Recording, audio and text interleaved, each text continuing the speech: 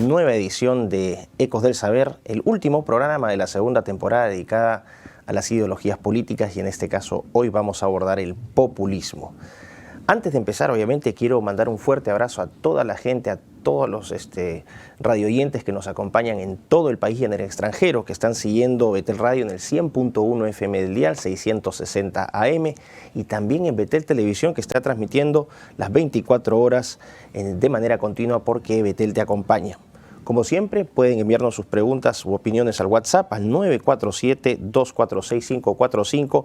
Pueden llamarnos también al 01-613-1701 o escribirnos, como ocurre ya regularmente, en las redes sociales cuando estamos haciendo nuestra transmisión en vivo. Así que hoy vamos a hablar sobre el populismo. Es un término político, un concepto político que se usa regularmente desde lo que nosotros ya hemos definido como el progresismo globalista para estigmatizar y satanizar a segmentos mayoritarios de la población que se han visto afectados objetivamente en su calidad de vida gracias a estos gobiernos probadamente incompetentes y corruptos. Sin embargo, hoy vamos a abordar esta crítica con un sustento teórico. Vamos a analizar qué autores o qué teóricos políticos han abordado el populismo, desde qué óptica lo han hecho. Y también vamos a ver quiénes expresan esta corriente política en el mundo actual.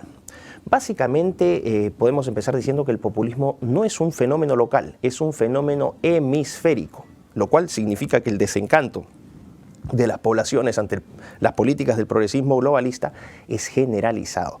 Es una corriente hemisférica. ¿Qué es lo que hace? Articular y canalizar el justificado desencanto, la frustración e incluso la rabia de las poblaciones o ciudadanos que se han visto afectados por las élites corruptas e incompetentes. Por lo tanto, el populismo lo que hace es recurre a esta insatisfacción, a esta frustración, para movilizar políticamente a la población contra estas élites que son políticas, mediáticas, empresariales, culturales, académicas, incluso deportivas, artísticas, etcétera.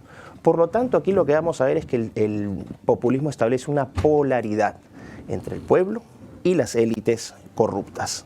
Es un fenómeno en alza en el siglo XXI, es decir, es un fenómeno que se viene expresando con mucha fuerza, sobre todo desde el surgimiento de la candidatura de Donald Trump en los Estados Unidos, un líder calificado como populista de extrema derecha, y que ha continuado esa tradición con diversos políticos y diversos movimientos políticos que han surgido después de Trump. Vamos a verlos también en este programa. Ahora, Trump obviamente, al igual que los otros líderes populistas, es un líder carismático que tiene la capacidad de movilizar a las masas a través de discursos, de símbolos, en este caso en los Estados Unidos, el MAGA, el movimiento MAGA, el Make America Great Again, que es uno de los tantos ejemplos que vamos a ver. Ahora, es correcto decir que el populismo no solamente es una corriente de extrema derecha, y voy a citar así de esta manera, extrema derecha, que es una forma de, como dije, de estigmatización para deslegitimar estos movimientos políticos ciudadanos, sino que también lo vamos a ver desde el eje de la izquierda. Existen populismos de izquierda, ¿no?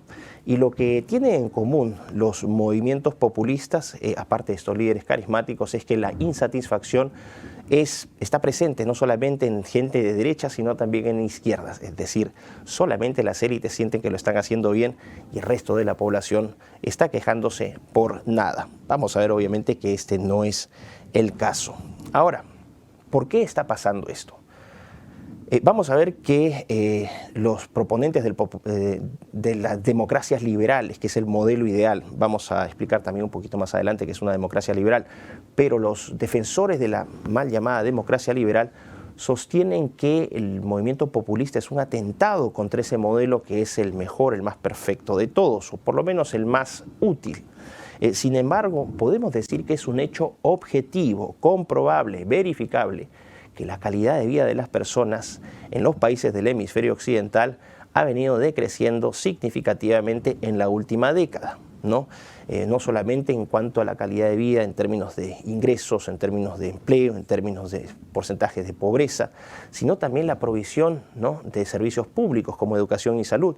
cuya calidad ha decrecido significativamente, el aumento de la corrupción, la restricción de los medios de prensa, la corrupción a nivel político. Es decir, no es que este sentimiento sea un sentimiento inventado y no es que estos líderes populistas de la nada logren convencer, ¿no?, apelando a la psicología de las masas, como ya habíamos visto en este caso Gustave Le Bon en 1895 con este libro que decía que el siglo XX iba a ser el siglo de las masas y que estas masas iban a ser hipnotizadas por un discurso que los iba a motivar, que los iba a inspirar.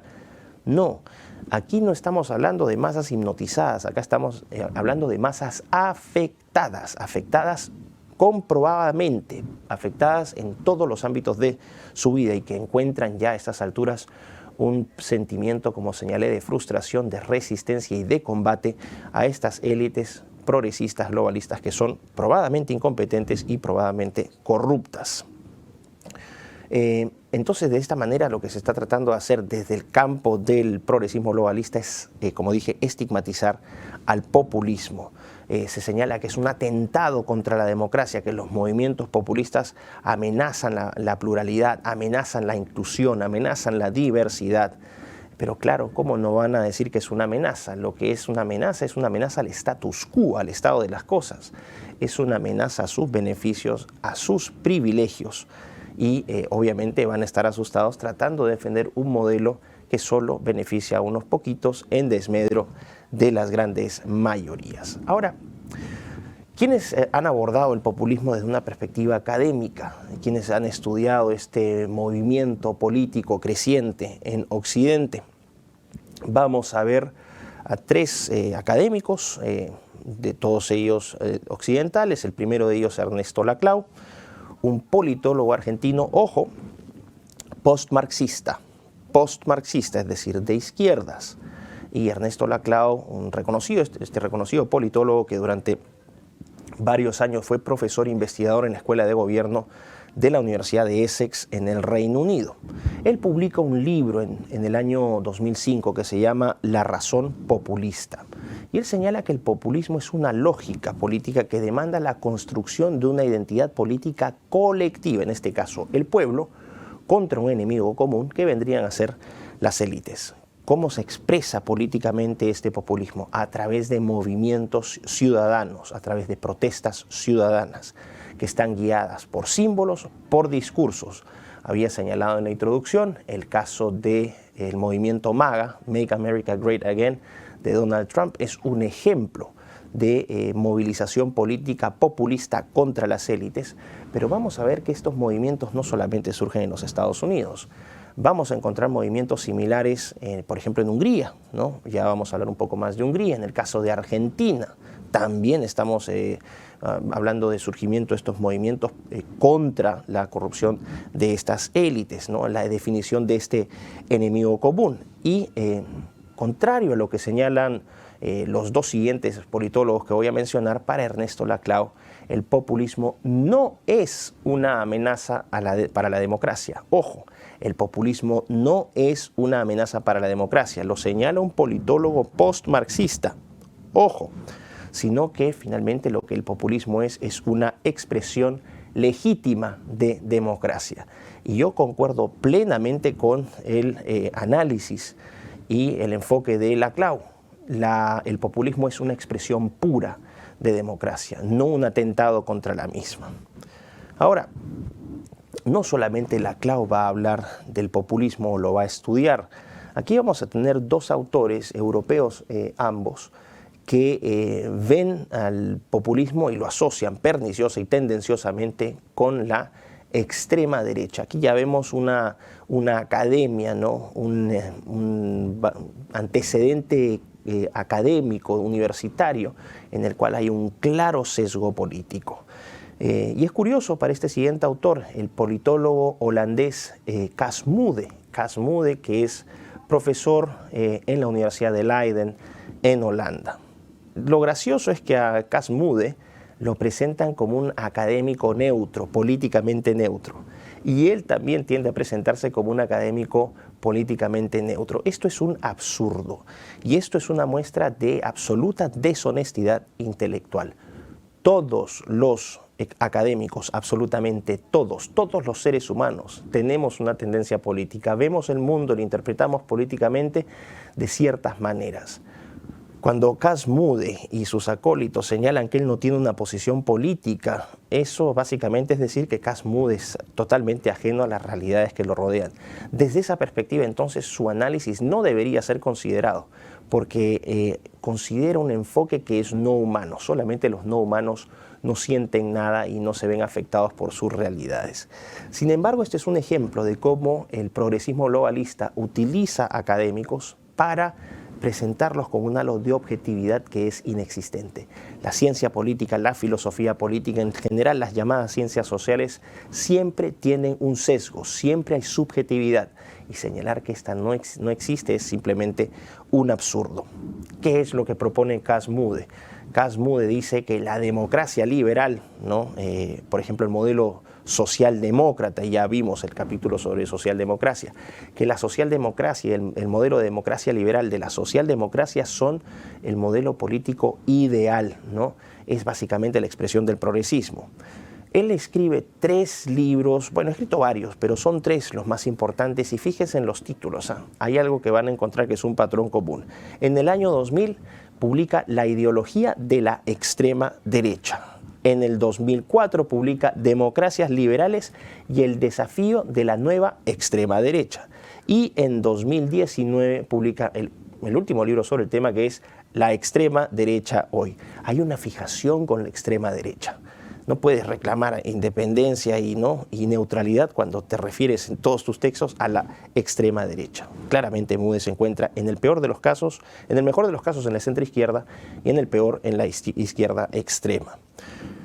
Lo que Mudde señala es que el populismo es una ideología fina, es decir, o thin ideology, como él lo escribe. Al ser una ideología fina, lo que está tratando de hacer es una crítica al poco contenido aglutinante que posee esta ideología, básicamente que no tiene un gran sustento filosófico. Y señala que producto de esta gelatinización ideológica, el populismo también puede afectar al liberalismo y al socialismo.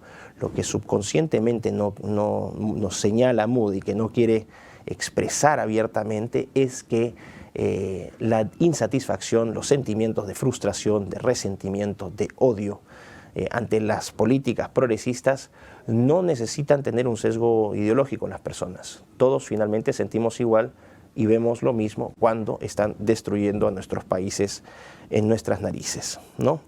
Y obviamente, ¿en qué va a concluir Cas Mudde? Que la extrema derecha es, oh sorpresa, una amenaza para la democracia. Lo dice este politólogo neutral.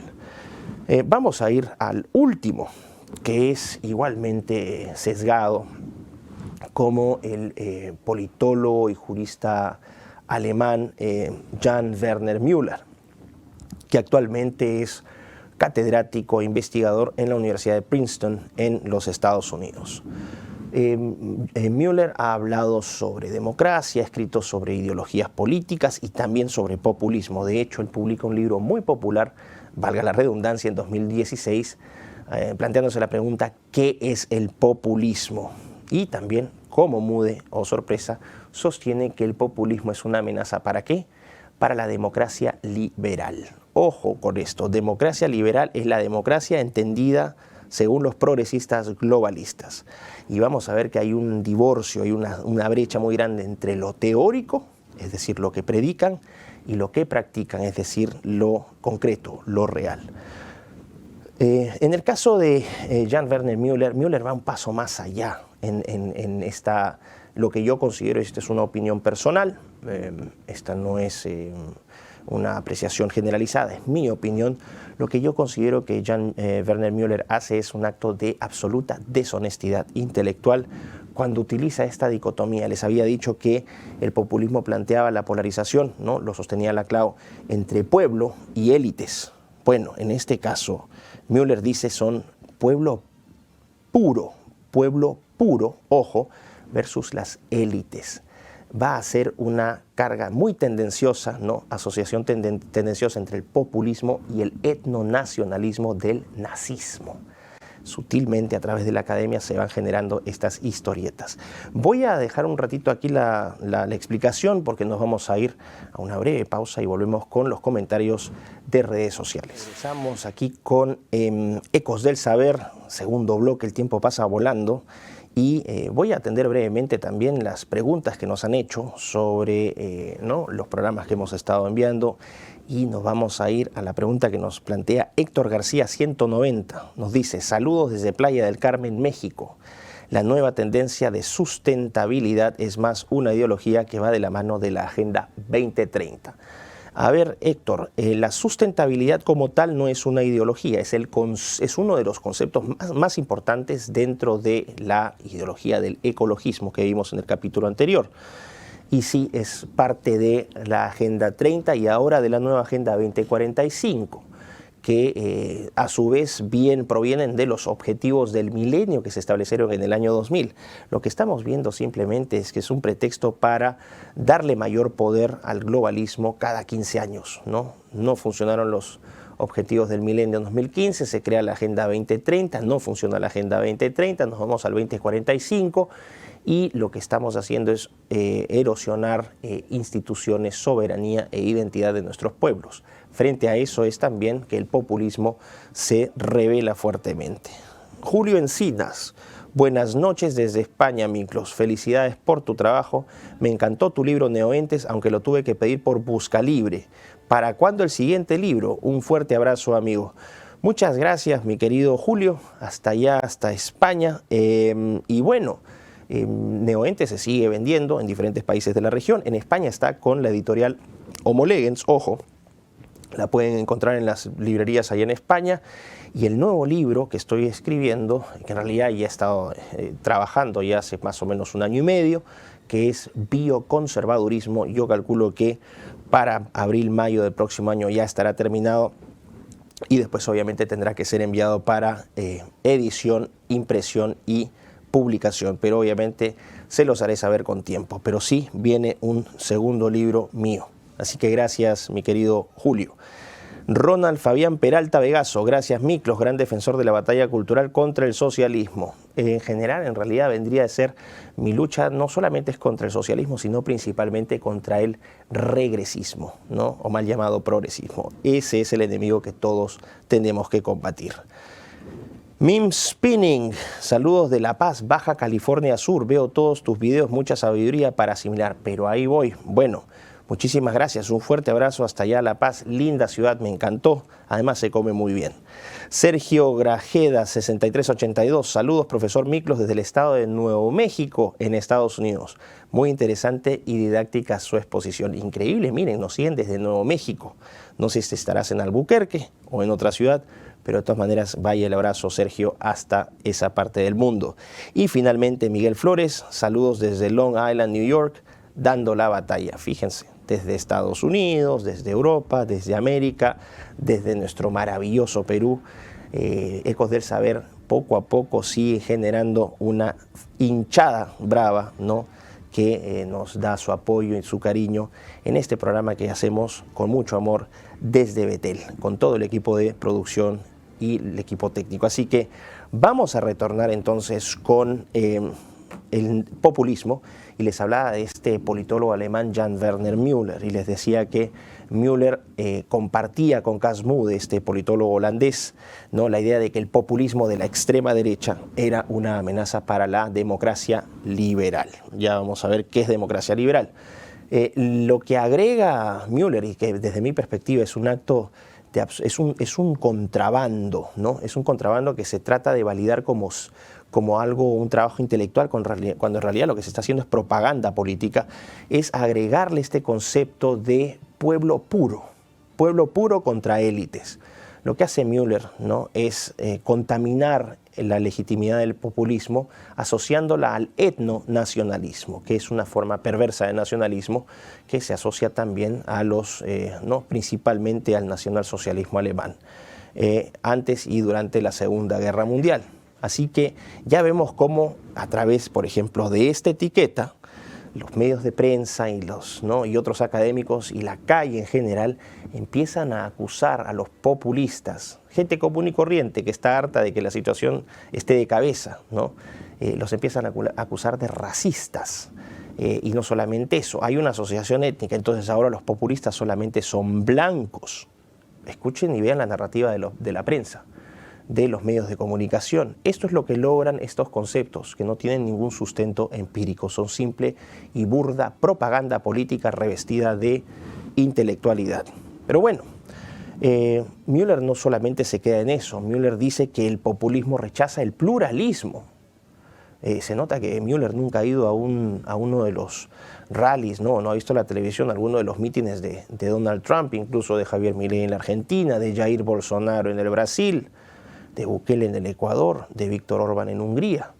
Hay gente de todo tipo, de toda condición social e incluso de toda ideología política. ¿Por qué? Porque nuevamente la destrucción de los países no solamente afecta a los de derecha, sino también a los de izquierda. Lo que señalan es empíricamente refutable. Esto es absurdo, que se rechace el pluralismo cuando es la democracia liberal la que ha absolutamente abolido toda forma de pluralismo a través de un pensamiento único, de un discurso único y con el trabajo probado, ¿no?, de la censura en redes sociales y medios de prensa. Otra crítica de Müller, que el populismo concentra el poder. Parece que estuviese Müller viéndose al espejo, o viendo al espejo, ¿no?, a los progresistas globalistas, que rechaza la rendición de cuentas. Dice que el populismo rechaza la rendición de cuentas. Que se pega un salto a Hungría, Víctor Orbán absolutamente es rendición de cuentas. Lo que están haciendo los líderes de, vamos a decir, de derecha, que hoy tienen el poder, lo que está haciendo Milei en Argentina, que a mí me ha sorprendido gratamente. Es un trabajo interesante, así que estas críticas nuevamente van con sesgo político. Y finalmente, lo que sostiene Jan Werner Müller es que el populismo plantea una amenaza al Estado de Derecho y que el Estado de Derecho es un fundamento de la democracia liberal. El Estado de Derecho es este concepto en el cual todos somos iguales ante la ley. Ahora, la pregunta del millón es, para el regresismo globalista, ¿somos todos iguales ante la ley? No vemos diferentes formas de tratar a las personas en juicios, si son de derecha o si son de izquierda. ¿Qué pasa con los académicos disidentes, con profesores universitarios que se atreven a cuestionar cualquiera de las narrativas del regresismo? ¿El trato que reciben es igual? ¿El trato que reciben los invitados políticos en los medios de prensa son iguales? No, no son.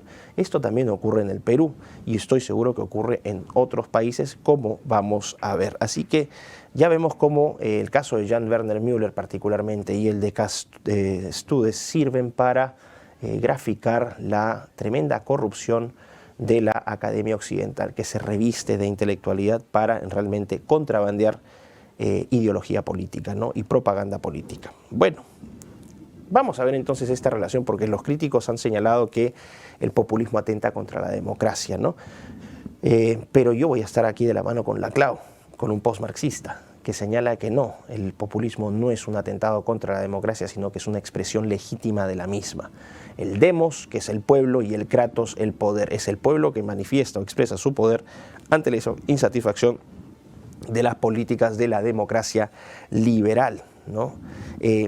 Entonces aquí entraría la pregunta, ¿qué es la democracia liberal? Y aquí vamos a ir a una definición teórica, ojo, así es como se define en el papel la democracia liberal, que supuestamente es el modelo menos malo, el modelo ideal para gente como Cass Stude y como Jan Werner Müller. Entonces, dicen que la democracia liberal es un modelo de democracia representativa. ¿Qué quiere decir esto? Que los electores van, votan, eligen representantes que van a ir al Parlamento a representar sus intereses. ¿Podemos decir que los representantes políticos de los partidos políticos, en su mayoría, sean de izquierda o derecha, van a representar los intereses de sus electores? Cuando se aprueban de manera inconsulta y de manera impositiva y abusiva legislaciones y políticas que son atentatorias contra el deseo de las mayorías, caso por ejemplo de la agenda de las minorías sexuales, el caso de la vigilancia tecnológica, el caso de las libertades empresariales, la libertad de expresión, ¿están realmente expresando el interés y representando el interés de la ciudadanía? Nunca en la historia creo que hemos visto una casta política, y en este caso voy a usar el vocablo de Milei, que esté más alejada de las necesidades de su gente que la clase política actual, sean de derecha o de izquierda. Váyanse a España, por graficar un ejemplo, la alianza silenciosa entre el PSOE de Pedro Sánchez, el partido de izquierdas, y el supuesto partido de derechas, que es el Partido Popular, donde al final del día, cuando se trata de agenda arcoíris, votan siempre en conjunto. Según la democracia liberal, también se trata sobre derechos y libertades individuales. Ya sabemos cómo funciona eso para quienes están en contra o critican públicamente cualquiera de las narrativas de las agendas del progresismo globalista. Sostienen que hay Estado de Derecho, ¿no? Igualdad ante la ley, que estamos hablando de separación de poderes, y esta es la más cómica de todas, libertad de prensa. Libertad de prensa. Acá en el Perú, y esto es un fenómeno que se repite en todas partes, se habla de la mermelada, es una expresión popular para expresar cómo el financiamiento público a los medios de comunicación privados terminó comprando sus líneas editoriales, y estos medios, lejos de informar, lo que hicieron es, a través de activistas mediáticos, no periodistas, desinformar deliberadamente a la población. Se habla de libertad de asociación y religión. ¿En serio? ¿Libertad de religión? ¿Cómo están quemando iglesias y templos, ¿no?, en Occidente, en Francia, en Canadá, en los Estados Unidos? Este es un atentado directo y verificable. Que el poder político está controlado por el marco constitucional. Claro, si estamos hablando de Estados-nación, pero el regresismo globalista nos está llevando del nacionalismo de los Estados-nación al supranacionalismo. Y vamos a ver el caso de la Unión Europea, cómo viola sus propios principios y su propia institucionalidad para sancionar a países disidentes, como en el caso de Hungría, donde han tomado medidas realmente condenables, como por ejemplo afectar a todos los estudiantes universitarios húngaros a participar en el programa de intercambios Erasmus, que es un programa de intercambio universitario más grande de Europa, y solamente porque el gobierno de Orbán no se somete a sus políticas de inmigración y a la agenda LGBT. Así que aquí vamos viendo que entre la teoría y la práctica hay una distancia bastante grande. Protección a los derechos de las minorías, sí, en desmedro de los derechos y libertades de las grandes mayorías.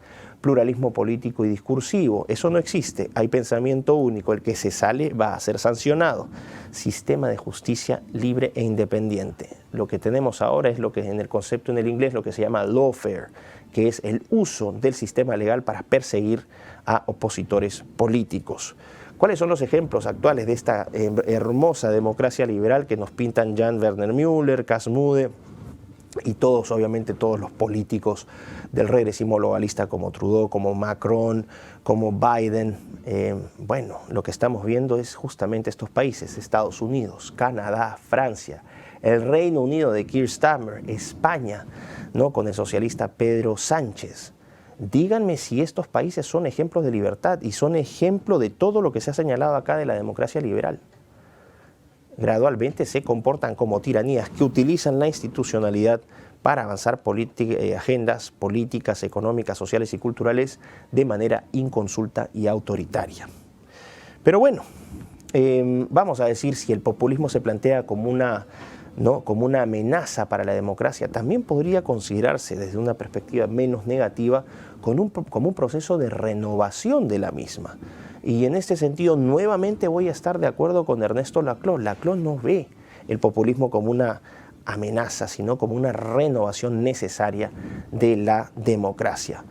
¿Qué dice Laclau que es el populismo? Laclau dice que el populismo es un correctivo contra sistemas políticos que se han vuelto excesivamente tecnocráticos, burocráticos y disociados con las necesidades de la gente. Nada mejor que esta definición podría ser graficada como, por ejemplo, el Parlamento Europeo en Bruselas.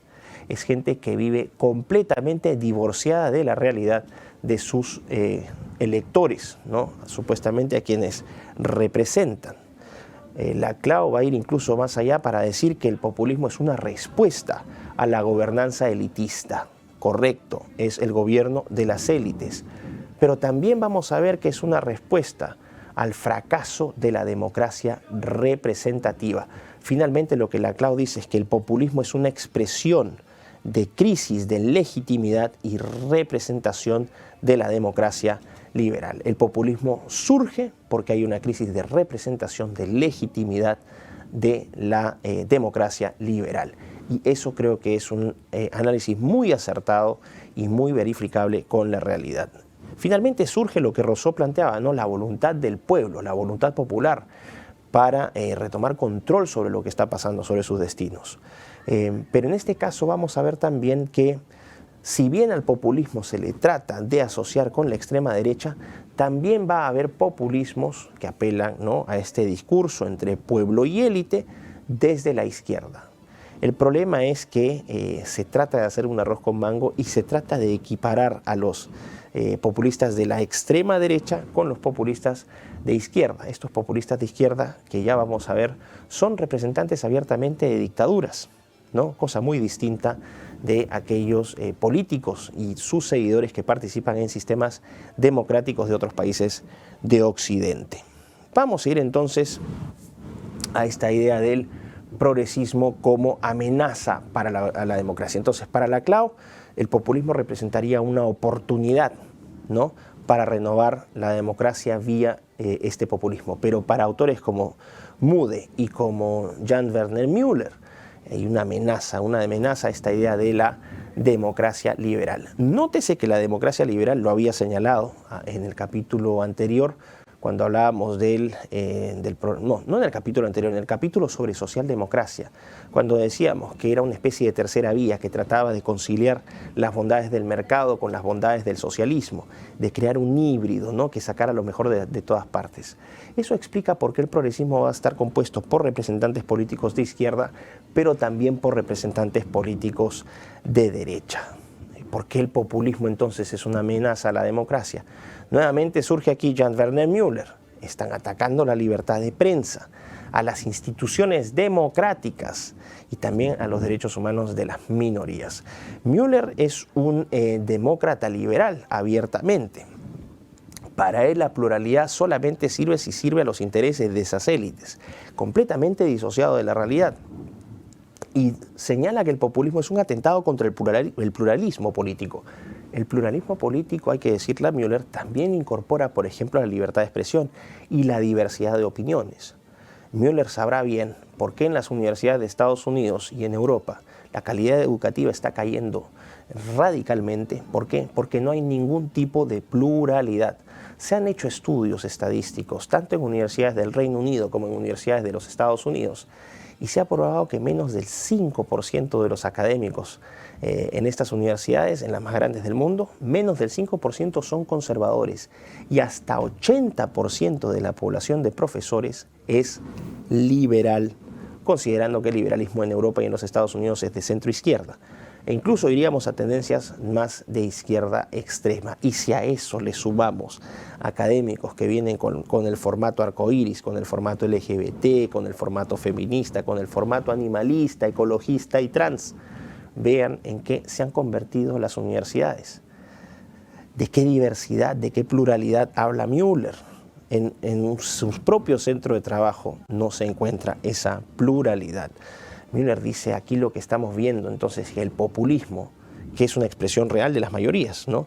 Y por eso Müller va a utilizar el concepto de mayoritarismo. Hay una amenaza del mayoritarismo contra las minorías.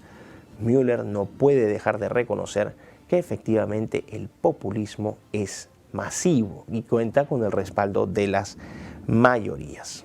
Pero bueno, vamos a dejar por este lado entonces esta observación, ¿no?, de la relación del populismo con la democracia, y vamos a tratar de explicar por qué el populismo no solamente es de derecha, sino que también vamos a encontrar populismos de izquierdas. Vamos a la primera parte, los populismos de derechas. ¿Qué quiere decir esto? Se asocia el populismo de derecha, ¿no?, al nacionalismo, pero ojo, al nacionalismo cultural, no al etnonacionalismo tendencioso que incorpora Müller en sus análisis objetivos académicos. También se asocia el populismo con el conservadurismo y con el soberanismo. Estas tres corrientes son importantes, aunque en el caso del conservadurismo y el nacionalismo cultural, tiene esta idea de proteger la soberanía de las naciones, proteger la identidad de las naciones. Es un rechazo abierto, el populismo es un rechazo, es un combate abierto al supranacionalismo que hoy se intenta imponer en instituciones, por ejemplo, como la Unión Europea y a nivel global como el sistema de Naciones Unidas. Es también un rechazo al pernicioso multiculturalismo, que no ha significado otra cosa que exacerbar las tensiones entre razas, que exacerbar las tensiones entre religiones, entre culturas. El multiculturalismo, bajo esta agenda del multiculturalismo, Europa hoy se ve inundada de inmigrantes ilegales musulmanes y de la África subsahariana que tienen estilos de vida y formas de ver el mundo completamente diferentes y que fácticamente están destruyendo los países de Europa. En nuestra región también nosotros tenemos un fenómeno migratorio muy fuerte, el caso de la inmigración venezolana, que también ha generado tensiones, tensiones sociales, tensiones culturales. Por ejemplo, en el caso de Colombia, donde está la colonia más grande de venezolanos en toda América del Sur, después el caso de Perú, el caso de Chile. Es decir, la inmigración ilegal genera tensiones justificadas. Y también vamos a ver que el populismo, aparte del supranacionalismo y del multiculturalismo, también ataca la agenda de las minorías sexuales, ¿no? Estas minorías hipersexualizadas que lo único que saben hacer es genitalizar al ser humano porque no lo pueden valorar de otra manera salvo su sexo y sus orientaciones o preferencias sexuales. Es decir, es el reduccionismo más nefasto, ¿no? Y más atentatorio contra la dignidad del ser humano que estas agendas de las minorías sexuales. Donde vamos a ver el populismo de derecha, se representa políticamente en los Estados Unidos, en Europa, también en América vamos a ver algunos ejemplos, y está asociado a esta distinción hecha por el politólogo y jurista alemán Carl Schmitt, un gran politólogo, un gran filósofo político alemán, cuando Carl Schmitt hace esta distinción, ¿no?, entre amigo-enemigo. Para el populismo, las élites globalistas son el enemigo, y para las élites globalistas, las mayorías populares son el enemigo. Es decir, es abiertamente un combate de la élite contra su propia población que se resiste a sus excesos, a su corrupción y a su incompetencia. ¿Qué señala Carl Schmitt? Que en este caso no vamos a tener, la política no va a ser un espacio de consenso, sino va a ser un campo de batalla entre los amigos y los enemigos, y que no va a haber espacio para el consenso, para el compromiso y la negociación, es decir, todo lo que no ofrece hoy la mal llamada democracia liberal. Bueno, nos vamos a ir a una breve pausa y ya regresamos con Ecos del Saber. Bueno, ya estamos nuevamente aquí en el tercer y último bloque del último programa de esta segunda temporada de Ideologías Políticas de Ecos del Saber, donde estamos tratando el populismo. Y vamos a encontrar un poco de preguntas aquí en este bloque. Cecilia Landaburu me escribe: un placer escucharte y aprender de manera entretenida a mis casi 70 años. Bienvenida, Cecilia, a este programa, un gusto tenerte aquí. Y lo bueno es que Ecos del Saber es escuchado por gente de todas las edades. Recibo muchos comentarios de jóvenes universitarios que están siguiendo el programa, que lo utilizan incluso como fuente de consulta para guiarse un poco, ¿no?, de manera introductoria sobre las ideologías políticas que están estudiando. Así que me alegro mucho. Y ojo, muy importante, Ecos del Saber tiene gente de todas las ideologías políticas. Nos escucha gente de izquierda, nos escucha gente de derecha. Nos escuchan de todas partes, así que gracias, Cecilia. Manquehue K2 me pone, Manquehue, eso debe ser Chile. Miklos, lo felicito por su programa, es un gran aporte a nuestra comunidad hispana. Desde Chile, claro, Manquehue. No, Manquehue es donde se posa el cóndor, por si acaso. Desde Chile comienzo a difundir con mi familia y mis amigos sus programas y lo que siempre sospeché de las ONGs como Greenpeace. Se los tomó la izquierda. Un cordial saludo. Sí, muchas gracias, mi querido Manquehue, allá hasta Chile. Solamente un dato con respecto a Greenpeace. El creador de Greenpeace, el director general de Greenpeace, se ha sumado a las voces que critican la estafa del cambio climático. Ojo con eso, ¿no? Que no solamente es una voz crítica de un sujeto X. El creador de Greenpeace ahora está denunciando la manipulación de la información con todo el tema del cambio climático y se suma a premios Nobel que están atacando esta mentira, ¿no?, o esta manipulación. Es decir, hay una disidencia que trata de ser controlada, pero que va saliendo y va denunciando las mentiras y manipulaciones de la democracia liberal. Zúñiga Valencia José Manuel. Miklos, ¿por qué oponer siempre ecologismo versus progresismo? No son opuestos ecologismo y progresismo, van de la mano. Ecologismo versus capitalismo, eso sí. Antropologismo versus ecocentrismo, eso lo ven los ecologistas. Derechas versus izquierdas, desde el siglo XVIII, ¿no? Desde la Revolución Francesa tenemos eso. Progresismo versus conservadurismo, anarquismo versus capitalismo. Considero que hoy en el siglo XXI debemos utilizar todo lo bueno de las partes y dejar lo negativo. No querer aceptar lo bueno de las partes nos lleva directamente a una dictadura impuesta por una de las partes. Mi estimado José Manuel, muy interesante, pero efectivamente uno en estas cosas tiene que mantener y tiene que definir una posición. Hay situaciones en las cuales no existe escala de grises en la toma de decisiones. Lamentablemente te ponen en una situación donde tienes que escoger entre blanco y negro, porque la vida también te plantea estas distinciones. En este caso, estas posiciones son antagónicas entre sí, visualizan el mundo de una manera completamente distinta, conciben el sistema político y económico de maneras completamente distintas, contrarias, con intereses contrarios. Conciben al ser humano de una manera distinta, mientras los progresistas quieren redefinirlo y reconfigurarlo, es decir, convertir al ser humano en cualquier cosa que ese ser humano quiera hacer. Los, vamos a decir, bioconservadores sostienen que al ser humano hay que mantenerlo como tal. Yo en ese sentido no puedo estar en el medio, tengo que marcar una posición. Y eso es lo que vas a encontrar siempre en la política. La política finalmente, si bien puedes encontrar puntos en común y puntos de acuerdo y hay espacios para el consenso y la negociación, al final del día se trata de una lucha política, la imposición, ¿no?, de perspectivas, de objetivos, de métodos que son en muchos casos contrarios. Así que lamentablemente la vida es así. Baffens 2138, saludos desde Gales, imagínense, Wales, Simru, como se dice allá. Muy buen programa en tiempos donde la verdad es mentira y la mentira es verdad. Efectivamente, en tiempos de post-verdad, donde las emociones valen más que los hechos. Alejandra F4C, Laje y Micros juntos. Mis superhéroes en una sola reunión, ¿para cuándo? Ah, mira, Alejandra, tus deseos yo creo que se han hecho realidad. Y les voy a contar una breve, mejor se los voy a contar al final de esta edición. No voy a decir más. Me pone Javier Perú 6159.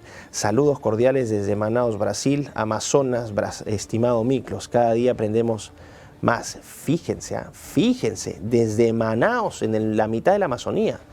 Querido Javier, un fuerte abrazo hasta Manaus. Les comento a título personal que es una ciudad que me genera una enorme curiosidad. En algún momento de mi vida, solamente por lo remota que considero que es, espero visitar Manaus. Así que, bueno, vamos a dejar ahí esta parte de las preguntas. Después vamos a ir a los saludos que nos han enviado de distintas partes. Pero retornamos con el populismo. Gracias a todo esto por todas las preguntas que nos hacen y espero que sigan participando. Como les digo, aquí en Betel 100.1 FM del dial, transmitiendo en vivo para todo el Perú y el mundo. Bueno, estaba entonces hablando del populismo y les hablaba del populismo de derecha y cómo se introducía esta idea, ¿no?, desde los críticos del populismo, la asociación a la distinción hecha por el politólogo alemán Carl Schmitt, cuando señalaba esta distinción amigo-enemigo, y cómo, según los críticos del populismo de la extrema derecha, Schmitt aporta uno de los insumos para este populismo de derechas, que es ver la política como un campo de batalla y no como un espacio para la negociación, el consenso y el compromiso. Cosa que obviamente los regresistas no hacen, ¿no?, porque diversidad, inclusión e igualdad valen para todos aquellos que piensen como ellos. Y si no piensas como ellos y si no actúas como ellos, te destruyen. Así que esa es parte de la respuesta. Eso explica por qué hay populismo. Hay populismo precisamente frente a este abuso, a esta intolerancia, a esta mezquindad, a esta mentira, al cinismo e hipocresía del regresismo globalista, del fracaso completo de la democracia liberal. Seguramente va a haber gente que me va a criticar y me va a decir, pero ¿cómo estás hablando tú de populismo si tienes una posición muy sesgada al respecto? Bueno, yo jamás, a diferencia de Moody y de Müller, no me presento como neutro, porque no soy hipócrita, no soy cínico, uno siempre tiene una posición. Y yo me identifico plenamente con las movilizaciones populistas de derecha, porque encuentro que las consecuencias de la democracia liberal, del progresismo globalista, han sido nefastas, y vamos a hablar de eso para que no se crea que solamente son discursos. Acá no hay discurso, hay realidades.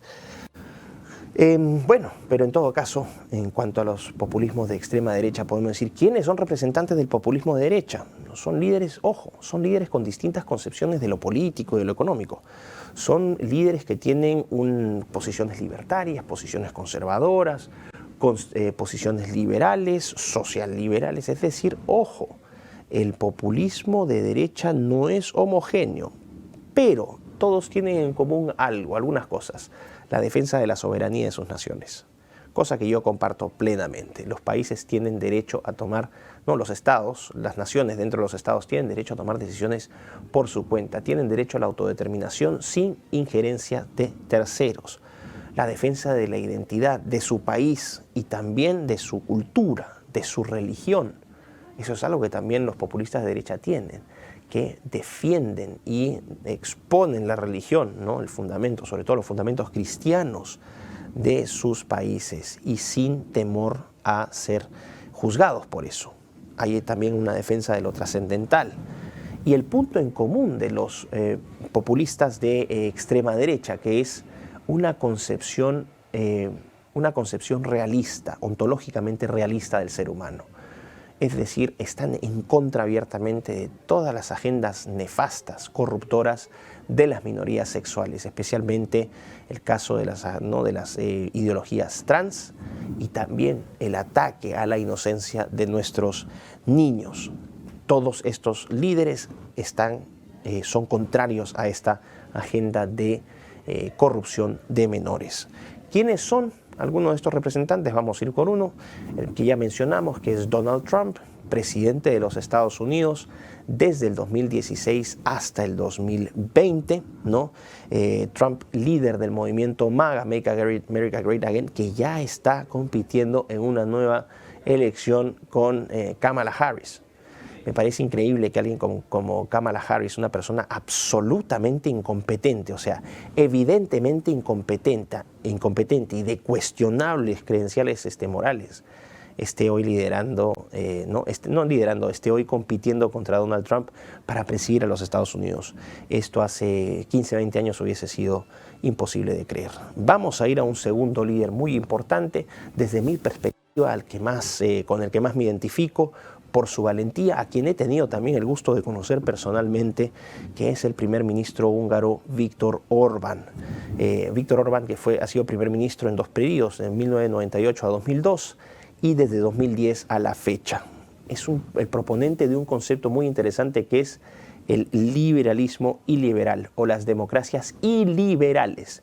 Lo que hace Orbán es burlarse, básicamente, de los demócratas liberales, ¿no? De los proponentes de estos modelos teóricos que viven como reyes en sus universidades, en el Parlamento Europeo, en los organismos públicos de los diferentes gobiernos de los países que lo critican. Orbán es un ejemplo de valentía, realmente lo digo, con conocimiento de causa. Es un líder al cual otros líderes que son identificados como populistas de derecha deberían ver y aprender. El gran bastión de la lucha contra el progresismo en Europa. Giorgia Meloni, otra representante política de Fratelli, ella es actualmente primer ministro de Italia desde el año pasado, desde 2022, y también una proponente o una exponente de este populismo de extrema derecha. Después tenemos a Santiago Abascal, líder de Vox, ¿no? Que es actualmente la tercera fuerza de España. Abascal, que también hace un gran trabajo allá en España. Marine Le Pen, ¿no? Líder de Agrupación Nacional, el Rassemblement Nacional de Francia, segunda fuerza política en Francia. Y acá en nuestra región también tenemos populistas de derecha. Primero, Javier Milei, presidente de Argentina desde el año 2023. líder del Partido de la Libertad Avanza, que ya se acaba de constituir como un partido político. Es un liberal libertario con elementos de conservadurismo social. Debo confesar que no le tenía mucha fe a Milei, desconfiada de su libertarismo, que no presta mucha atención al ser humano, pero debo decir que Milei ha probado con hechos, no solamente con palabras, que sí está en la línea de lo que defendemos, de los que defendemos la soberanía e identidad de las naciones. Así que es hasta ahora Milei está respondiendo, y me alegra mucho por Argentina y por todos nosotros, porque el éxito de Milei es el éxito de Argentina, el éxito de Argentina es el éxito de todos nuestros países. También vamos a tener a otro representante del populismo de extrema derecha, entre comillas, Jair Bolsonaro, presidente de Brasil entre 2019 y 2022, y que tenía esta frase, ¿no? Brasil encima de todo, Dios encima de todos, con unos tremendos mítines de más de 1,5 millones de personas en Brasilia. A eso le temen los progresistas globalistas, al poder del demos, al poder del pueblo. Y también al último, que inició siendo un político de izquierda, pero que en realidad ahora ya podría decir es un político más equilibrado, que es Nayib Bukele, que actualmente está de visita en Argentina. De hecho, es presidente de El Salvador, ¿no?, del 2019 al 2023, y acaba de ser reelegido para un segundo término con una política de seguridad muy exitosa. Todos estos presidentes, todos estos líderes son enemigos del globalismo progresista. Son supuestamente enemigos de la democracia liberal. ¿Por qué? Porque detestan el supranacionalismo y lo combaten, porque promueven la libertad religiosa y porque combaten la religión arcoíris. ¿Ok? Vamos a irnos brevemente a los populismos de izquierda, prevalentes en Europa y América hispanohablante. Este enfoque de populismo de izquierda no es un enfoque más contra el neoliberalismo, contra las élites económicas, contra las élites financieras. Surge particularmente desde lo teórico, ¿no?, después de la crisis financiera global de 2008, y incorpora dos elementos importantes: el poscolonialismo, que es este ataque al legado colonial, donde lo colonial es criticado fuertemente, y también es un ataque también es una combinación con el indigenismo, ¿no? Esta idea de reafirmar los derechos, la identidad y la soberanía de los pueblos indígenas, que no es otra cosa que la fragmentación de naciones dentro de un Estado-nación. ¿Qué populistas de izquierda tenemos? Bueno, todos son marxistas o socialistas, todos coquetean abiertamente con la agenda arcoíris, así que ojo, ¿no? Incluso en Bolivia, también que es un país muy tradicionalista, muy indigenista, Evo Morales ha estado tratando de avanzar, ¿no?, o por lo menos no ha sido indiferente a esta agenda. Tenemos a políticos como Bernie Sanders en los Estados Unidos, demócrata por Vermont. Tenemos al líder francés de Francia Insumisa, Jean-Luc Mélenchon, a Alexis Tsipras, ex primer ministro de Grecia, también líder del partido Syriza de izquierda, al nefasto Antonio Manuel López Obrador, AMLO, líder de Morena, que ya se va, pero entra otra presidenta que parece que va a ser peor, que es Claudia Sheinbaum, Hugo Chávez y Maduro en Venezuela, ¿ok? Y finalmente, ya lo mencionamos, Evo Morales. Todos estos líderes son enemigos del supranacionalismo, son enemigos también de la religión, y son proponentes, o por lo menos no son indiferentes a la agenda arcoíris.